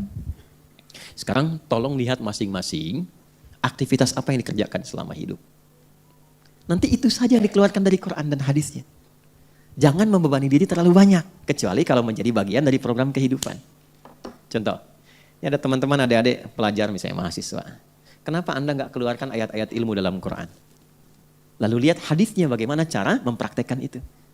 Dan lihat sejarahnya, kan di kita itu lengkap. Ayatnya, Quran, hadisnya, penjelasan, prakteknya sirah. Pernah nggak mengeluarkan orang-orang jenius yang belajar di masa Nabi? Bagaimana mengeluarkan petunjuk itu sampai merubah mereka jadi orang paling hebat dalam bidang pengetahuan? Teman-teman, Ibnu Abbas, Ibnu Mas'ud, dan yang lainnya yang mempraktekkan ilmu, itu belajar bahasa asing itu cuma 3 hari lancar. Kok bisa tuh? Belajar bahasa Persia 3 hari. Ya, memahami bahasa asing cuma 3 hari lancar, paham lancar. Ya, 30 hari masih grammar, bolak-balik gitu ya. Nggak salah. Ya. Cuma bagaimana sih cara belajar mereka, polanya bagaimana? Dan yang paling hebat yang diatur dalam Islam itu, mendekati yang punyanya dulu. Itu kan yang cerdas begitu kan? Dekati yang punya, sehingga aksesnya terbuka. Makanya di Quran itu, sebelum memulai pembelajaran, ya bagi yang ingin meningkatkan pengetahuan, itu ada petunjuk mendekati yang punya dulu. Yang punya siapa? Allah. Nah, mendekati Allah itu skemanya lewat ini. Itu yang disebut dengan takwa. Maka turunlah Quran surah kedua di akhir ayat 282. Wattaqullah wa yu'allimukumullah. Tingkatkan takwamu kepada Allah. Allah tambahkan, bahkan ajarkan kepadamu tambahan pengetahuan. Makanya ketika Nabi Musa alaihissalam diminta belajar, disebutkannya siapa? Kepada hamba yang soleh. Hamba yang soleh. Siapa orang yang memberikan isyarat kepada Nabi Sulaiman untuk mendatangkan istana Bilqis? Ya, hamba yang soleh kan, min ahlil kitab pada saat itu. Jadi ketika seseorang dekat dengan Allah dibuka aksesnya, tinggal dia ikhtiar, Allah mudahkan dan bisa cepat melewati orang-orang yang tidak membangun kedekatan dengan Allah. Dia belajar juga. Cuman caranya bagaimana? Begitu melihat satu baris sudah paham arahnya kemana. Allah tambahkan pengetahuan kepadanya. Makanya orang dulu belajar itu terjadi banyak percepatan. Sebelum masuk Islam dengan setelah masuk Islam. Coba silakan cek kalau nggak percaya. Abu Hurairah sebelum masuk Islam dengan setelah masuk Islam pintar mana? Pintar setelah Muslim. Sebelum masuk Islam menghafal 1-2 itu nggak ada catatannya. Setelah masuk Islam dalam kurun waktu hanya 3 tahun bisa hafal kurang lebih 7.000 hadis. Bayang nggak? Coba lihat ilmuwan-ilmuwan setelah itu. Saya terapkan setelah masa sahabat. Ambillah ke pasca itu setelah di masa tabi'in dan pas dalam konteks modern pada masa itu. Siapa yang tidak kenal dengan Al-Kindi, Al-Farabi, Ibnu Sina, Al-Ghazali, Ibnu Rushd, Al-Khawarizmi, Al-Battani, Jabir bin Hayyan. Cek sirahnya. Kita itu lengkap. Ayatnya ada, hadisnya ada, prakteknya ada, contoh ulamanya ada, bukan fiktif. Ya, di Eropa itu saking bingungnya, bikin tokoh-tokoh yang jadi fantasi pada akhirnya. Superman, X-Men, Wonder Woman, Batman, dan sebagainya itu. Itu kan tokoh fantasi aja, karena nggak ada. Kita itu punya superhero banyak. Dan real sifatnya. Digali di sirah ada, ditarik sejarah ada. Kenapa nggak dikeluarkan itu? Anak-anak kok dekatnya sama boboiboy? Kenapa nggak dikenalkan Ali bin Abi Thalib siapa, gitu kan? Ya, kan beliau yang mengilhami salah satunya Pangeran Diponegoro itu dan ditiru tuh kekuatannya, kecerdasannya. Itu coba deh dibaca, dipelajari, dipahami. Dan itu dahsyat. Ya, bisa kebayang nggak? Saya pernah membaca biografi ilmuwan-ilmuwan Muslim itu rata-rata pendidikannya dimulai dengan ini dulu. 2 dari sejak kecil, Quran dan Salat. Quran, Salat. Rata-rata khatam Quran usia 10 tahun, 11 tahun, 12 tahun. Setelah itu terbuka. Ya. Ibnu Sina, kedokteran bisa otodidak belajar jadi pakar paling hebat di bidangnya. Jabir bin Hayyan bisa menemukan teori atom pada saat itu. Sampai dikenal dengan bapak kimia. Bukan John Dalton. Kalau anak-anak kimia sekarang dia belajar penemu atom John Dalton. Padahal yang menganalisis pertama Jabir bin Hayyan. Itu dari mana? Baca surat Quran. Begitu baca surah 57 Al-Hadid ayat 25 sampai 26, dia baca pada kalimat wa anzalal hadid. Kami turunkan kata Allah besi, logam yang sangat luar biasa. Penasaran, dibawa ke labnya, dianalisis sampai dikeluarkan turunan terkecilnya. Sampai ketemu terus atomnya, kemudian isotopnya dan sebagainya. Sampai sekarang itu ferum, Fe kan, F besar E kecil kan di kimia, belajar kimia dulu ya. F besar E kecil Fe kan nomor atomnya 26 kan? Ya kan? Terus ada isotop yang menjaga atom kan supaya atomnya stabil kan? Isotopnya kan 55, 56, 57, 59 kan? Dan yang paling stabil 57. Quran surah 57 ayat 25 sampai 26. Gitu. Dan banyak sekali kalau kita mau jujur, mau adil, silahkan keluarkan. Nah, yang ingin saya maksudkan, kenapa value itu yang terus berkelanjutan di setiap masa tidak Anda keluarkan sekarang? Dan itu bisa merubah cara berpikir kita menjadi orang paling jenius yang ada di masanya. Islam itu membuat kita cerdas. Berislam itu pintar, cerdas, berkemajuan, mencerahkan. Itu Muslim. Sepanjang dia mempraktekkan imannya. Di mana sumber iman itu? Quran. Maka kembalilah ke Quran. Nah, kembali ke Quran itu mesti belajar. Di mana jalurnya, mana ulamanya, mana sanadnya. Kan mesti ada prakteknya. Anda mau bidangnya apa? Insinyur, ya ada jalannya. Anda di bidang keislaman, ada jalannya. Kita punya sanad, tafsir ada, hadis ada, kedokteran ada, ayatnya ada, hadisnya apa, kurang apa lagi? Teman-teman yang bisnis, yang berdagang dan sebagainya, ayatnya banyak. Siapa yang tidak kenal dengan Abdurrahman bin Auf, Utsman bin Affan? Saya baru pulang dari Madinah kemarin, itu sampai sekarang tegak berdiri itu asetnya Utsman bin Affan. Dulu beli sumur, tambah sebagian dengan kebun. Sekarang dikonversi di hotel.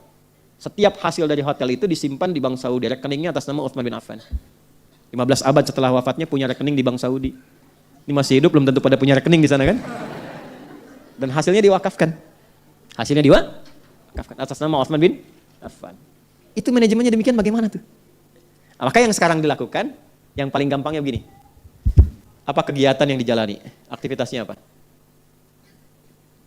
Atau profesi? Keluarkan ayatnya, keluarkan hadisnya, pelajari sirahnya. Sirah itu sejarah perjalanan orang-orang dulu yang pernah sukses mempraktekkan itu. Dan kita punya itu, dan ada kitabnya, ada bukunya. Zaman di masa Nabi siapa? Pasca kehidupan Nabi siapa? Sahabat, tabi'in. Setelah itu masa-masa pertengahan, urutkan. Itu kurikulumnya terwariskan. Kalau kita mau jujur dan jeli, semua mereka merujuk pada kurikulum yang sama. Memberikan value, nilainya yang dipraktekkan. Itu yang kita bawa. Dan gak ada satu bagian kehidupan pun yang tidak ada petunjuknya, gak ada. Nah, baca Quran itu mesti begini. Kalau cuma kita baca, tiap hari khatam sekian, bagus. Dapat pahala dari bacaan. Tapi tidak mendapat petunjuk untuk diamalkan. Pahala dapat untuk membaca. Tapi petunjuk berkehidupan kita nggak dapat bagaimana bersikap. Ibu bagaimana berpenampilan? Ya? Bagaimana cara menutup aurat? Bagaimana berpenampilan yang baik? Bagaimana menjaga kehidupan supaya tenang di rumah tangga, di pergaulan dan sebagainya. Kita yang laki-laki juga demikian. Semua ada di sini. Nah, itu yang dimaksud dengan meyakini Quran dengan sepenuhnya. Perintah Al-Quran untuk meyakini kebenaran semua yang terkandung dalam Al-Quran. Itu yang dimaksudkan itu. Jadi bukan cuma sekedar saya yakin kok firman Allah.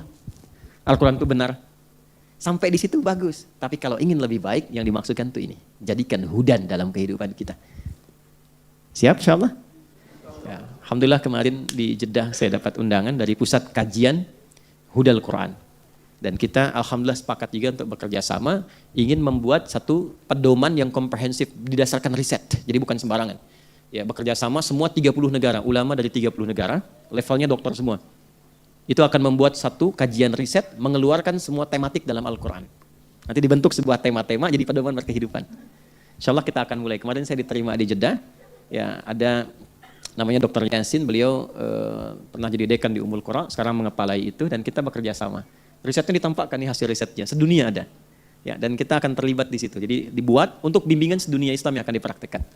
Ya, itu berita baiknya oleh-oleh yang mungkin bisa kita bawa. Nanti selebihnya saya sampaikan di akhir. Jelas sampai sini? Baik. Yang kedua, mungkin 5 menit saya tutup, kita diskusi sejenak. Setelah itu saya simpulkan di akhir. Kan belum selesai kalimatnya ya? Dari 5 kan baru 1 poin kan? Nah, 1 poin kan penjelasannya baru setengah ya? Nah, setengah lagi. Tadi yang terakhir, meyakini adanya kehidupan setelah kematian. Baik, pelan-pelan. Ini paling penting nih. Biasanya kalau penting, setan bikin kita nggak betah. Lihat ini, ya. Lewat apapun. Yakin akan meninggal nggak? Saya ulang, yakin akan meninggal nggak? Oke, kalau itu sudah pasti ya. Dan dihadapkan pada kita semua petunjuk-petunjuk dan pembuktiannya. Bahkan kesini pun kan lewat pemakaman. Ya kan? Tadi saya tanya sama staf saya, udah pesen ini belum gitu kan. Lokal belum gitu kan. Baik, tapi kita nggak bisa pastikan. Nah, yang terbesar pertanyaan itu ini. Yakin nggak ada kehidupan setelah kematian? Pertanyaannya, bagaimana membuktikan keyakinan itu? Menguatkan keyakinan itu bagaimana? Tahu dari mana ada kehidupan setelah kematian? Quran. Udah baca ayatnya? Tuh. Ya. Kalau sampai pada level iman, mestinya jadi kajian. Supaya jadi kurikulum kehidupan untuk persiapan. Kalau kita nggak keluarkan itu, nanti amalannya standar aja. Sholat ya sholat, biasa aja. Dipanggil sholat, nggak dipanggil nggak sholat. Ya, betul kan? Ya kan? Tapi kalau orang sudah punya motivasi, sudah punya gambaran, saat dipanggil ini yang pokok. Nggak dipanggil, ini menu yang lain. Dan dia tahu apa yang harus dia siapkan. Nah, sekali lagi, alhamdulillah, dan kita bersyukur hanya di Islam yang menampilkan kurikulum kehidupan pasca kematian. Anda silahkan kaji di buku manapun. Ada nggak penjelasan terstruktur gambaran kehidupan pasca kematian? Siapa yang bisa jelaskan itu? Manusia kan nggak ada yang pernah meninggal balik lagi menjelaskan. Nggak ada kan? Yang paling bisa menjelaskan adalah pencipta segalanya. Ya kan? Nah ketika di Quran dijelaskan keseluruhannya, ini menunjukkan Quran itu firman pencipta. Firman Allah. Ya, kalau bukan firman Tuhan, firman Allah, nggak mungkin bisa menjelaskan itu dengan runtut. Karena belum pernah ada manusia ke situ balik lagi membuat buku misalnya, atau menjelaskan dalam sebuah karya dengan terurut. Mustahil. Nah ini dulu yang harus kita yakini. Kalau kita sudah yakin, dibuktikan keyakinan itu untuk menguatkan iman kita. Kalau nggak pakai ilmu, iman nggak kuat. Nggak kuat. Asyhadu an la ilaha illallah, asyhadu anna Muhammadar Rasulullah. Kata Quran, fa'lam annahu la ilaha illallah. Quran surah 47 ayat 19. Kamu belajar ilmu ya, kata Allah, cepat belajar untuk menguatkan syahadatmu. Kalau nggak pakai ilmu, nanti ditukar sembako pindah. Ini nggak percaya. Kejadian beberapa tempat. Tukar sembako pindah. Sekarang lebih murah lagi. Aku mencintaimu, pindah. Pindah. Ditukar loh dengan sesuatu yang sangat murah gitu. Dan setelah itu selesai meninggal. Ya, dan biasanya hidupnya juga penuh dengan problem itu. Biasanya. Balik ke sini. Nah, bagaimana cara menurunkan konsep keimanan itu, kehidupan pasca kematian, yang melahirkan kurikulum, yang kita pedomani, kita tarik jadi kurikulum kehidupan. Contoh begini. Maaf sedikit ya. Siapa yang mau bantuin Ustaz? Nah, alhamdulillah. Pegang, berdiri dulu. Nah, geser kanan, geser. Nah, naik ke atas sedikit tangannya. Nah, boleh hapus. Bismillah dulu. Ah, alhamdulillah. Namanya siapa sih? Siapa? Badar, Masya Allah. Ini Uhud. Boleh hapus. Badar, Uhud. Bapaknya Khandaq kayaknya. Ya, terus hapus. Itu baru 10.000 tuh. Bawa lagi. 10.000. Ya, terus ke bawah terus. 15.000. Ya, terus 20.000. Cepet. Nah, 25.000. Terus sampai sini aja 100.000 lah. Ya. Ya. Tolong ya, staf saya disiapkan ya 100.000. Alhamdulillah. Baru 80. Nah, punya kembalian nggak? Nah, tawakal aja dulu ya. Duduk dulu, insya Allah habis pengajian ya. Namanya siapa? Baim, Masya Allah. Bapaknya Wong ya. Mas Baim. Alhamdulillah. Nama lengkapnya siapa? Dafa Ibrahim Mofik. Mana bapaknya? Dafa Ibrahim Mofik. Oh, itu pemain AC Milan tuh, cuma udah 40 tahun. Ya, pernah di Inter Milan, setelah ke Juventus, di AC Milan. Ya, pelatihnya Mourinho dulu. Ya, tanya sama bapak tuh. Balik sini, yuk. Kita kurikulum, naikkan sini. Kurikulum pasca kematian. Pasca kematian. Sampai ke ujung. Ujung yang tidak ada sekatnya lagi disebut akhirat namanya. Jelas ya? Ujung yang tidak ada sekatnya disebut apa? Akhirat. Wabil akhiratihum yakinun. Pelan-pelan. Tadi kan kita yakin setelah wafat itu ada kehidupan kan? Ini harus terpatri nih. Sebab kalau orang tidak meyakini ini, maka dia merasa hidupnya untuk dunia saja. Ini yang menjadikan seseorang itu memanfaatkan semua kegiatan dunia seperti apa yang dia inginkan. Makanya kalau ditanya, kenapa kok harus mabuk-mabuk begitu? Kapan lagi, kan hidup cuma sekali. Gitu? Setelah ini kan gak ada hidup lagi. Nah itu sebetulnya kata-kata itu sudah terlambat. 15 abad lalu orang jahiliyah sudah punya kata-kata itu. Wa ma yuhlikuna illad dahr. Kita itu hidup cuma sekali. Kalau udah meninggal, udah mati, gak ada lagi kehidupan. Mumpung masih hidup, nikmati bos katanya. Itu udah ada dulu. Kalau ada yang begitu, jahiliyah tuh. Ya, terlambat dia. Ya, barangkali nasabnya Abu Jahal tuh dari atas tuh. Itu ada di Quran, bahasanya ada. Makanya ngaji. Ya, kalau ngaji kita bisa bedakan mana yang terlambat, mana yang faktual, gitu kan? Mana yang benar, mana yang kurang tepat. Halo, jelas? Ya. Nah, ini gambarannya nih. Nah, kalau kita yakin, maka kita punya persiapan. Kalau nggak yakin, nggak punya persiapan. Nah, karena kita sadar ada kehidupan setelah kematian dan dimensinya sama atau tidak? Beda. Alamnya sama nggak? Nih, Saya mau tunjukkan logika berpikir yang sederhana. Di alam yang sama saja, kalau pindah tempat, pasti butuh bekal kan? Ya, Anda dari rumah ke sini, kalau nggak ada bekalnya bisa nggak ke sini? Nggak mudah. Kendaraan perlu bensinnya, naik motor perlu ada ongkosnya, apalagi pindah lebih jauh lagi. Maaf, sekarang di Jakarta misalnya pengen untuk ke Tanah Suci, dari Tanah Kusir ke Tanah Suci, pengen ke Mekah, pengen ke Madinah. Mungkin nggak berangkat kalau nggak ada bekalnya? Tidak. Sekarang begitu sampai ke Saudi, maaf, mata uangnya sama nggak? Tidak. Geser lagi terus agak lebih jauh ke Amerika. Ke Amerika bisa nggak beli air pakai rupiah? Pakai apa? Dolar. Di Malaysia pakai apa? Hukumnya sama nggak? Tidak. Ke Singapura aja nggak bisa sembarangan, ya kan? Di sini jalan, buang sampah, nggak ada yang lihat, buang. Di Singapura bisa jadi nggak berani. Di Jepang bisa jadi harus ikut sistem kan? Berarti ada hukumnya sendiri, ada aturannya sendiri. Di alam yang sama, cuman beda tempat, beda aturan. Maka sekarang pindah alam. Jadi nggak logis kalau aturannya sama. Pasti beda. Karena itu saat pindah alam, yang dibawa pun dunia itu akan ditinggalkan. Nggak ada yang dibawa. Karena kan judulnya meninggalkan dunia kan. Dan hebatnya diumumkan di speaker di toa-toa. Assalamualaikum warahmatullahi wabarakatuh. Inna lillahi wa inna ilaihi telah meninggal. Nah, meninggal dunia itu maksudnya meninggalkan dunia seutuhnya. Jadi semua hukum-hukum dunia termasuk di dalamnya dan bekal-bekal dunia nggak akan dibawa. Ya, Anda sekarang mau kerja sekeras-kerasnya, berangkat gelap, pulang gelap, macam-macam kumpulkan harta, dapat mobil banyak, rumahnya luas dan mewah. Begitu masuk ke alam kubur, mobilnya ikut nggak? Handphonenya ikut. Tuh yang dipakai ngerekam-rekam tuh. Fotonya ikut nggak? Menerbuka jamaah Ustaz Adi, nih buktinya. Nggak bisa. Nggak bisa. Mama nanti kalau masuk ke alam kubur, tolong handphonenya dikuburin tapi setelin morotal dulu ya. Pulsanya kirimin tiap pekan. Nggak bisa tetap. Nggak ada yang masuk. Bajunya sama nggak dengan sekarang? Ganti. Anda mau kumpulin pun banyak sampai puluhan ratusan tetap yang dipakai beda. Dan hilang semua. Begitu dipaksa dimasukkan rusak. Hancur. Karena bukan tempatnya. Bukan fasilitasnya. Bukan hukumnya. Pindah tempat. Maka pindah hukum. Beda aktivitas, beda perbekalan.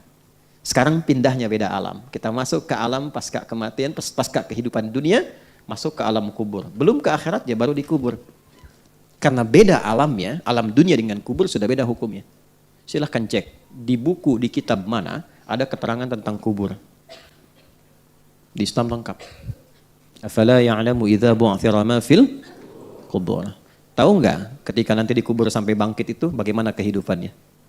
Maka turun ketentuan-ketentuan supaya disiapkan sebelum masuk. Jadi sebelum masuk kita sudah punya bekal.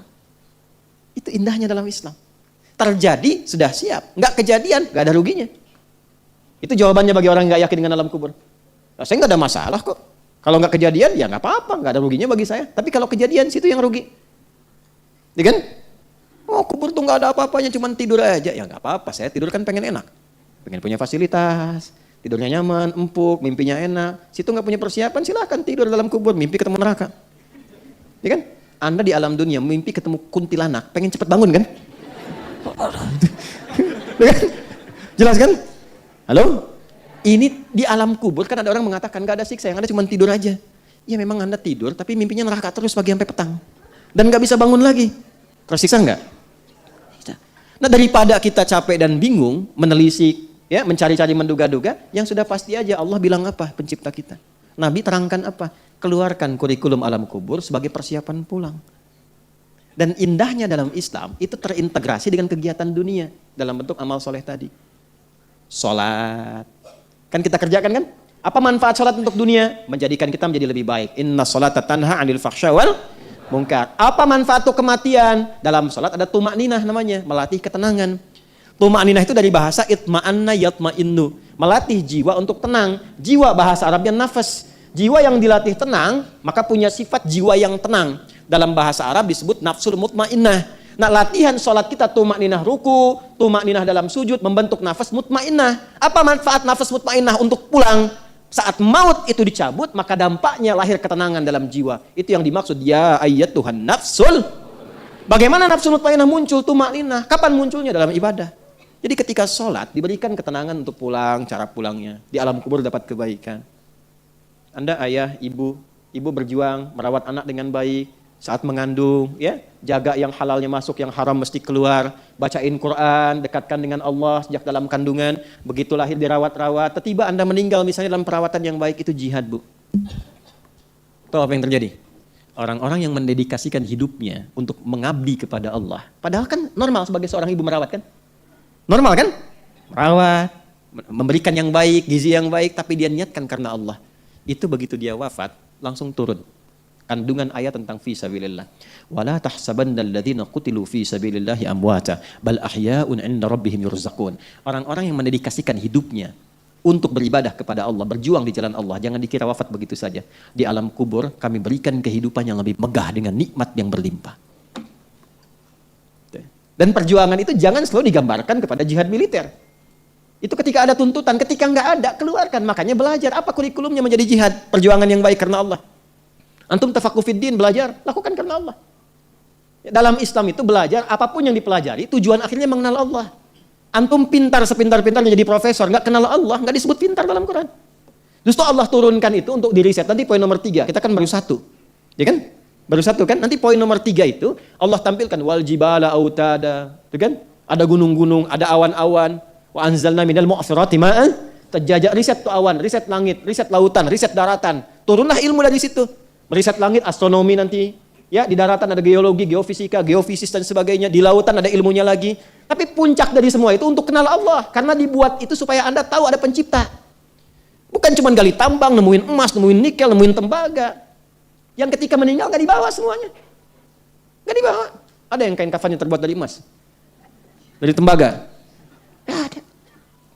Jadi puncak tertingginya kenal Allah. Ngapain pintar-pintar gak kenal Allah? Dan gak dibawa pulang gitu. Jadi Anda diminta pintar, sukses, bahagia, ya, kemudian juga mulia, hartanya bisa dipakai untuk menikmati dunia, saat yang bersamaan niatkan untuk ibadah. Punya poin akhirat. Di dunia dapat, akhirat dapat, itu konsepnya. Dan tidak meninggalkan dunia. Karena ayat berbunyi, Rabbana atina fid dunya wa fil akhirati wa qina. Itu ada keseimbangan. Karena kita yakin kehidupan akhirat, maka turunkan kurikulumnya. Maka di sini ada kurikulum Quran. Pendahuluannya Quran surah kedua, ayat 153 sampai 157.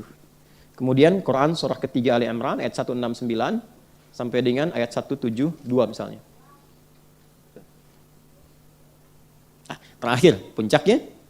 Ini saya tutup di sini.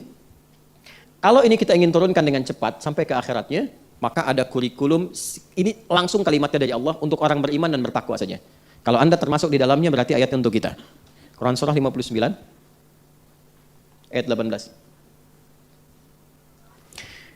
Ya ayyuhalladzina amanu. Hei semua orang yang beriman. Kita beriman tidak? Insyaallah ya, berarti masuk ya dalam ayat ini ya. Ittaqullah, bertakwalah kepada Allah. Kita termasuk golongan takwa insyaallah. Allah ya, kita berusaha untuk bertakwa. Perhatikan. Wal tanzur nafsum ma qaddamat. Hendaknya setiap personal, setiap diri yang merasa beriman dan ingin meningkatkan takwa, maka buktikan dengan memiliki program hidup li ghad. Ghad di situ maksudnya sampai akhirat. Jelas? Bikin kurikulum sampai akhirat. Nah, cara cepatnya turunkan kurikulum akhiratnya ke bumi, lalu tunggangi itu sampai wafat, gampangnya begitu. Nah, akhirat itu tadi saya katakan, ini secara singkat nih saya mau tutup, akhirat itu kan ujung sesuatu yang gak ada lagi setelah itu. Ini papan tulis nih ujungnya nih. Misalnya gak ada lagi setelah ini, maka ini akhirat namanya. Akhir dari sesuatu yang sudah pada ujungnya. Kehidupan kita akan berada di satu tempat yang itu ujung dari sesuatu. Setelah itu gak ada kehidupan lagi. Dunia pindah ke alam kubur, waiting room ya. Makanya disebut barzakh, pemisah, waiting room. Setelah itu kemana? Nah, cuman 2 akhirnya. Imma surga, jannah, atau neraka nar. Yang di sini sementara araf. Orang cerdas, orang sehat pengen kemana? Enggak. Jadi kalau ada orang yang mudah menganggap neraka, ringan mengatakannya, bahkan mengatakan ya nggak apa-apalah di neraka juga. Ini ketemu ini juga. Ini menunjukkan bahwa ada sesuatu yang tidak sehat dalam jiwanya. Dan orang yang nggak sehat jiwanya lebih berbahaya dibandingkan orang yang nggak sehat fisiknya. Gitu ya, hati-hati ya.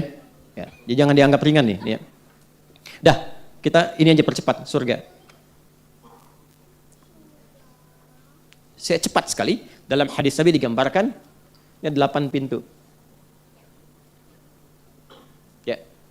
Kurang lebih kama qala Rasulullah sallallahu alaihi wasallam fil jannati tsamaniyatu abwab. Di surga itu 8 pintu. Ya. Yang dimaksud pintu di situ adalah amal solehnya, berdasarkan amal solehnya. Misal, ada surga yang pintunya dikhususkan untuk orang puasa, namanya Ar-Rayyan. Ada surga yang dikhususkan untuk orang yang rajin tahajud, namanya Babut Tahajud. Ada yang rajin sedekah, Babus Sedekah. Secara cepat, yang tertinggi dari itu semua, yang kita ketahui misalnya apa? Firdaus. Itu tempat yang paling indah, yang paling tinggi, yang sangat luar biasa, yang berkumpul di situ orang-orang terbaik, yang kita minta doanya di Quran surah 4 ayat 69, ada 4 golongan utama. Ya, wa may yuti'illaha wa rasulahu fa ulaika ma'al ladzina an'ama Allahu 'alaihim minan nabiyyina was-siddiqina wasyuhada'i was-shalihin. 4 golongan. Ada orang-orang yang dikumpulkan di satu tempat surga itu orang-orang terhebat yang pernah beraktivitas di bumi. Satu, semua nabi. Semua dari Nabi Adam sampai Nabi Muhammad sallallahu alaihi wasallam itu nabi. Jadi kompleknya sekomplek dengan komplek para nabi, itu elit sekali. Ya, was-siddiqin. Siddiqin itu orang-orang hebat yang jujur dalam beraktivitas karena Allah. Ya, dia jadi pejabat jujur. Kejujurannya karena Allah. Ya, dia pebisnis jujur, nggak mau korupsi, nggak mau nipu, tapi dia lakukan karena Allah. Dan kejujuran itu dibuktikan untuk menjalankan perintah Quran. Nah, itu orang pertama yang membenarkan risalah dari Nabi dan jujur membuktikan itu Abu Bakar. Makanya dikenal Abu Bakar As-Siddiq, membenarkan Nabi apapun yang Nabi sampaikan. Sami'na wa ata'na. Setelah itu wasyuhada, orang-orang yang gugur mendedikasikan hidupnya karena Allah. Ya, dia enggak harus berjuang dalam konteks militer, tidak. Misalnya Anda yang menjadi pebisnis terus jadi hartawan, rajin sedekah, rajin sedekah lillahi ta'ala. Ya, bisa syahid tuh peluangnya. Anda yang di dokter misalnya, Anda yang di perawat, Anda yang baca-baca, silakan. Lakukan semua karena Allah. Wassalihin, yang keempat, golongan orang-orang soleh. Nah, soleh itu standarnya amal. Kalau ingin mendapatkan yang ini, kita akan bertanya amalnya apa, gitu kan? Nah, ini tempatnya disebut dengan Firdaus, maka turunlah kurikulum amalan surga Firdaus. Quran surah 23, ayat 1 sampai 9. Boleh lengkapi sampai 11-nya boleh. Sampai kita temukan ujung ayatnya. Ulaika humul warithun alladzina yarithunal firdausa hum fiha khalidun. Ada orang-orang yang menjadi pewaris surga Firdaus sedang beraktivitas di bumi. Jadi itu disebut oleh Allah sebelum meninggal itu sudah disebut. Ada orang-orang yang menjadi pewaris surga Firdaus sedang beraktivitas di bumi. Dan disebut ini nanti meninggalnya nanti saat ke akhirat masuk surga Firdaus nih. Dia sedang beraktivitas di bumi. Dan kekal di dalamnya. Siapa mereka tuh? Urutkan sampai ke nomor 1.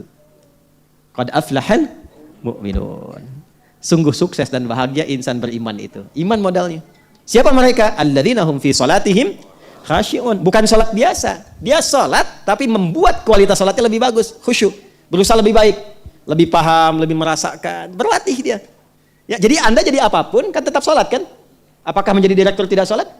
Tetap salat. Jadi pejabat sholat, jadi pedagang sholat, jadi ustadz sholat, jadi apapun sholat. Jadi untuk masuk surga Firdaus itu gak harus jadi ustadz. Gak usah tinggalkan pekerjaan Anda. Saya ingin hijrah aja, gak ingin berbisnis, jadi ustadz aja bisa ya, supaya ke surga Firdaus. Tidak, pebisnis pun bisa. Kan ada babnya, sirahnya ada. Ini Utsman, ini Abdurrahman bin Auf. Yang di jabatan siapa? Umar bin Khattab, Amr bin As. Yang jenderal siapa? Khalid bin Walid, Abu Ubaidah bin Al-Jarrah. Itu pangdam tuh, pangdam wilayah Syam tuh. Ya. Ada lagi yang provinsi Afrika Utara, gubernurnya siapa? Musa bin Nusair. Panglima wilayahnya siapa? Tariq bin Ziyad. Kan luar biasa. Dan orang-orang di masa Nabi ada yang dijamin masuk surga tanpa hisab. Dan bersama Nabi itu. Jelas di sini tempatnya. Dan profesinya macam-macam, nggak sama semua. Yang ilmuwan ada, Ali bin Abi Thalib, Abu Hurairah, Salman Al-Farisi. Ya, yang pebisnis ada, yang birokrat ada, diplomat ada. Makanya keluarkan itu value-nya, nilainya keluarkan, jadikan kurikulum. Tapi tetap sholat. Yang keren itu sholat. Ya, pejabat nggak sholat nggak keren. Pejabat baru sholat saat mau kampanye, nggak keren. Ya, mau potong boleh, silakan. Ya. Allah Akbar. Sudah? Ya, walladzina hum 'anil lagwi mu'ridun. Meninggalkan yang nggak penting. Bicara penting, yang nggak penting nggak harus dibicarakan. Pekerjaan ini penting, nggak harus dilakukan. Orang yang menjaga konsisten dalam kebaikan, yang penting, yang nggak penting nggak dia lakukan. Nomor 2. Walladzina hum lizzakati fa'ilun. 3. Orang-orang ini berusaha bisa zakat selama hidup. Berusaha. Makanya mendorong kita kan lebih mapan kan hidupnya. Gak mungkin orang zakat kalau gak ada yang dizakati. Ada nasab di situ, ada haul di situ. Ya kan? Nisabnya zakat berapa? Kalau dikonversi ke emas kan 85 gram kan? Ya kan? Sekarang 1 gramnya berapa? Hampir sejuta ya, saya. 85 juta. Antum ketika diminta jadi penghuni surga Firdaus, diminta kaya juga dunianya. Gimana bisa zakat kalau nggak ada yang dizakati? Ayo berusaha selama hidup supaya bisa zakat. Makanya berdoa, ya Allah, selama ini saya berusaha untuk menaatimu, pengen masuk surga Firdaus ya Allah dengan rahmatmu. Saya sudah berusaha sholat, menikmati sholat, beri kesempatan saya untuk berzakat ya Allah. Gak usah banyak-banyak ya Allah, gak apa-apa selama hidup 25 juta aja bisa zakat saya. Berarti minta 1 miliar kan? Kan 2,5% kan? Kan? Kita bikin capaian selama hidup. Nah kalaupun gak nyampe selama hidup, niatnya yang dihisab. Inilah beruntungnya kita sebagai muslim. Keluarlah ketentuan Nabi, innamal a'malu bin. Nah niat itu ada perwujudan awal, pembuktian awal. Kalau cuman pengen, iradah namanya. Saya pengen berzakat, tapi nggak pernah ada mukaddimahnya, pembuktiannya. Maka niat itu diwujudkan dengan nabung, dengan berikhtiar, dengan berusaha. Sampai ketika mau masuk 84.900.000 meninggal. Tinggal 100.000 misalnya. Tapi karena niatnya itu dihisab, dia menjadi bagian orang yang berusaha zakat selama hidupnya. Tuh. Terus menjaga diri, ya.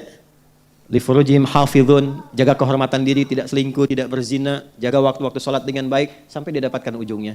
Inilah orang yang sedang beraktivitas di bumi, tapi dia hakikatnya sebagai seorang calon penghuni surga Firdaus. Turunkan. Ada yang lebih hebat daripada ini. Ini yang standar. Standar di Firdaus itu begini. Ini standar. Standar ya, ingat ya. Ke Firdaus tapi amalannya standar. Ada yang masuk Firdaus dari surga Aden. Itu dikasih mahkota dulu, dikasih jubah dulu. Dia boleh diberikan oleh Allah syafaat lewat Allah untuk menggandeng bapak ibunya yang saleh. Walaupun amalnya nggak nyampe ke situ sebetulnya, cuman dicari, dipanggil. Ya, yang menjadikan kamu begini bapak ibumu. Walaupun kamu hebat begini, tapi doa ibumu, usaha bapakmu, walaupun bapakmu nggak nyampe ke situ. Dan yang dahsyat, pasangannya dipanggil. Maaf yang belum menikah ya, dipanggil pasangannya itu, digandeng juga. Terus keturunannya, ya. Diminta keluarga, itu syafaatnya untuk satu keluarga. Di antaranya siapa mereka? Ahli Quran. Ya, makanya saya mohon maaf ya, saya kerja keras betul supaya bisa menghidupkan Quran dalam kehidupan. Salah satu tujuannya tuh itu, saya ingin semua tuh jadi ahli Quran gitu. Supaya semua punya kesempatan yang sama dapat rahmat Allah. Dimohon maafkan saya kalau kadang-kadang saya sering rewel dengan Quran, pengen terus. Bahkan kita cetak misalnya paket hafalan, kita cetak ini, mushaf ini itu. Saya pengen tuh itu, tujuan akhirnya tuh itu. Karena kebahagiaan terakhir itu nggak ada yang paling indah ketika Allah memuliakan kita, itu nggak ada yang paling indah. Kecuali itu. Nah, harus yakin. Makanya kalau nggak pakai iman itu susah gitu. Rubahlah Pak Bu ya, sehari itu bisa ngaji lah walaupun satu halaman misalnya. Sampai kita bisa mendapatkan kenikmatan itu. Alhamdulillah Ramadan kemarin tuh saya berbahagia sekali. Ada yang ibu rumah tangga, ada yang apoteker, ada yang macam-macam. Bisa hafal Quran dalam hitungan hari. Ada yang 25 hari, 23 hari. Ramadan kemarin. Ikut karantina Quran gitu. Itu pasti rasanya akan beda. Ya. Maka Allah sampaikan begini. Quran surah ke-35 ayat 32 sampai 33. Thumma awrathna al-kitaba alladhina istafayna min ibadina faminhum zalimun li nafsihi wa minhum muqtasid wa minhum sabiqun bil khairati bi idznillah dzalika huwal fadlul kabir. Jannatu 'adnin yadkhulunaha yuhallawna fiha min as-sawir. Ada orang yang masuk lewat surga Aden, tapi Allah enggak perkenankan masuk dulu sebelum diberikan pakaian-pakaian indah dari sutra. Yang indah sekali. Kemudian dikasih hiasan gelang-gelang emas yang indah, memancar cahayanya, luar biasa. Setelah itu apa yang terjadi? Pindah ke Quran surah ke-13 ayat 23 sampai 24 dengan pembuka yang sama. Jannatu 'adnin yadkhulunaha. Ada orang-orang yang ketika sudah mengenakan kemewahan tadi masuk lewat surga Aden, perhatikan kalimatnya. Wa man salaha min abaihim. Tiba kemudian dipanggil bapak ibunya yang soleh itu. Jadi ahli Quran ini bisa hafal. Salah satunya karena ibu bapaknya. Ibunya memang mungkin gak hafal. Tapi ibunya tuh luar biasa. Nak, ayo kamu masuk pesantren dia. Kecil disiapin. Ibunya gak nyampe. Mungkin juga 1 juz atau mungkin juga gak nyampe, hanya baca. Tapi dia punya harapan akan kebanggaan anaknya saat pulang. Dia siapkan dan dia kerjakan karena Allah. Itu walaupun amal ibunya gak nyampe seperti anaknya. Oleh Allah diperintahkan anaknya untuk memanggil ibunya, gandeng ibumu tuh. Nah, ayahnya. Jangan lihat begini ya, maaf, kaya ataupun cukup itu kan dunia saja. Pada akhirnya meninggal kan, pada akhirnya meninggal. Dan status di kuburan itu sama. Coba lihat di kuburan saat lewat di tanah kusir itu. Coba lihat aja, sama semua kan? Dari ukuran, dari luar, dari macam-macam. Kalaupun dibikin di luar macam-macam dan sebagainya, tetap aja nggak akan mengurangi keberadaan di dalamnya. Tapi yang membedakan apa? Persiapan hidupnya. Maka ada ayah yang masya Allah dari kecil. Mohon maaf, Dari anaknya kecil dia siapkan betul. Dia mungkin cuma berdagang, dia petani, dia berkebun dan sebagainya. Tapi dia inginkan punya ada satu kebanggaan yang dia bisa munculkan di akhirat. Itu kan di keluarga, masa nggak ada satu yang disiapkan untuk kebahagiaan akhirat? Satu aja. Mesti ada. Nanti siapa yang mau dibanggakan? Udah amal rasanya kurang, terus nggak ada yang dibanggakan di akhirat. Siapa yang mau jadi wasilah untuk syafaat itu? Ngaku umat Nabi Muhammad juga petunjuk jarang diikutin. Ada satu, mumpung masih hidup dah, mumpung masih hidup. Kalau udah wafat tuh semua pengen kembali. Fa'asaddaqu aku minas sholihin. Ya Allah, kasih kesempatan sedikit aja. Aku jadikan semua untuk beramal. Sekarang mumpung ada. Nah, jadi saya harapkan dari sekarang tuh kita mulai sedikit-sedikit, satu halaman misalnya. Gak apa-apa, gak harus dipaksa banyak dulu. Satu ayat gak apa-apa, satu ayat. Sampai hati kita tuh agak, dari yang tadinya keras, lembut, makin enak, makin banyak dibaca. Tapi niatkan karena Allah, sehingga merasakan kenikmatan interaksi dengan Quran itu. Itu begitu diberikan mahkota, bapak ibunya dipanggil, di hadis At-Tirmidzi, nomor hadis 2915, itu orang tuanya dipanggil. Dan diminta langsung anaknya memakaikan mahkota di kepala kedua orang tuanya. Ini yang paling berjasa itu. Nah, siapa orang tua yang tidak ingin dibanggakan pada saat itu? Nah, dari sekarang disiapkan. Ya, sekali lagi saya minta maaf kalau sering kali rewel. Yuk, ayo Quran yuk, jadi ahli Quran gini. Saya pengen ada momen itu dinikmati oleh semua gitu. Bukan satu dua orang. Wa azwajihim, pasangannya. Jadi pasangan yang baik, yang memotivasi. Antum berangkat kerja, istri tolong ingatkan dong, Pak. Ada morotal ya, setel ya, nggak apa-apa, Pak. Yang penting bekal kita untuk dekat dengan Quran. Di rumah juga hidupkan, Mama jangan lupa ya. Kalau bisa kita pulang tuh kita setoran walaupun satu ayat saling mendengarkan. Dan itu kenikmatannya akan indah. Di rumah tangga lebih tenang, lebih enak. Dan jauh dari masalah itu, demi Allah saya katakan. Kalau bisa kita lakukan demikian tuh, maaf bukan kita ya. Maksudnya masing-masing gitu melakukan itu. Ya. Itu lebih tenang. Silakan kalau nggak percaya. Mau subuh itu rajin istighfar. Istighfar, minta ampun sama Allah. Membiasakan juga mengoreksi diri. Setelah pulang misalnya, walaupun cuma satu ayat motivasi, itu lebih tenang kehidupan dan itu indah. Itu katakan indah. Dan sabar. Sabar. Wa man salaha min abaihim wa azwajihim wa dzurriyyatihim. Enggak nyampe cuman pasangan, sampai ke anak cucu. Tuh lihat ada berapa anak dititipkan. Ada berapa cucu. Kan semuanya enggak sama tuh. Mungkin ada yang rajin, yang biasa-biasa. Itu Quran tuh masih syafaat. Kalau ada satu di antara anak itu dia membawa saudaranya tuh. Masuk. Kemudian wal malaikatu yadkhuluna alaihim min kulli bab. Diperintahkan oleh Allah menyambut, malaikat tuh menyambut di setiap pintu surga. Menyambut rombongan besar, keluarga besar ini. Dan mereka diperintahkan mengucapkan kalimat yang sama. Perhatikan kalimatnya ya, perhatikan. Salamun alaikum bima sabartum. Selamat. Anda mendapatkan anugerah yang begitu luar biasa ini karena Anda sabar. Ini ternyata sabar. Sabarlah sebentar. Lelah nggak apa-apa, yang maksiat aja capek kok. Yang maksiat capek. Apa dikira koruptor nggak capek? Capek. Ya capek itu. Gelisah, capek, takut ketahuan. Itu kan gaya-gayaan aja tampil begitu. Hatinya sebetulnya gelisah. Gelisah, takut ini. Ya setelah itu lebih takut lagi kalau meninggal. Makanya menghindari itu. Ya, tapi nggak bisa kan? Takut. Dia karena merasa. Orang salah itu merasa. Saat akan meninggal itu takut merasa itu. Ya, makanya berusaha gitu. Mencuci berbagai hal itu. Nah sekarang kita doakan. Supaya mau tobat. Supaya kembali pada jalan yang baik. Perbaiki dari sekarang. Salamun alaikum bima sabartum. Sabar sebentar aja. Nanti kalau sudah meninggal juga nggak sholat lagi kok. Udah meninggal gak sholat lagi, gak ada sedekah lagi. Sekarang aja sebentar. Bakti sama orang tua sabar. Allah titipkan orang tua, alhamdulillah. Sudah sepuh rawat, sayangi, rawat, doakan, bagi. Seperti beliau merawat kita sejak kecil, itu tinggi nilainya. Sabar, sebentar aja. Sampai kita kembali kepada Allah, selesai tugas kita. Itu aja, pelan-pelan. Ya, fani'ma uqbaddar. Sekarang sudah gak ada capek. Nikmati tempat terindah, yang sekarang tinggal semua kenikmatan saja. Nah itu kurikulum. Kalau gak punya ini, gak ada motivasi berbuat. Kita nggak punya program, mau ngapain hari ini? Coba saya tanya antum, hari ini mau baca berapa ayat Quran? Kalau nggak punya ini, kita nggak punya schedule. Mau kemana surganya? Ke Papa Ustaz saya, yang penting masuk surga. Iya kalau cukup bekalnya Joni. Kalau maksiatnya juga muncul, itu bahaya. Makanya surganya dikeluarkan untuk jadi kurikulum diikuti, nerakanya dikeluarkan untuk dihindari. Ya, neraka juga sama, kan ada babnya juga di situ. Neraka untuk orang munafik, hati-hati dengan penyakit nifak. Neraka untuk pengadu domba. Neraka untuk biasa bohong. Wailul lil mukadzibin. Neraka untuk penipu. Ya, neraka untuk yang maaf sekali bahasa-bahasa ini mungkin agak kurang baik, tapi harus disampaikan. Yang mengeksploitasi anak-anak yatim misalnya. Ya, ada ayatnya semua. Dan kalau disebutkan pasti terjadi. Yang penipu ada nggak? Yang korupsi ada? Yang bikin hoax ada? Ada ayatnya. Yang pengadu domba ada nggak? Ada. Ya, muncul semua dan di setiap posisi jadi apapun. Nah, itu dihindari. Indahnya di Islam kalau jadi pejabat, ini ya yang harus dihindari yang kemungkinan terjadi. Itu ada ayatnya. Di rumah tangga ini ya masalah yang mungkin terjadi nih. Kalau ini muncul, ini solusinya.